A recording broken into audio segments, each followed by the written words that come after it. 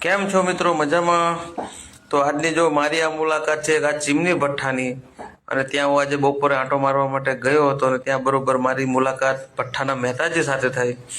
તો તેઓ જો ઘર પરિવાર છોડીને અહીંયા પૈસા કમાવા માટે આવ્યા છે અને બધા જ કામ તેમને જાતે કરવા પડે છે. તમે જો કે ભઠ્ઠાની અંદર રહેતા માણસની મજબૂરી કેવી હોય છે પૈસા કમાવા માટે.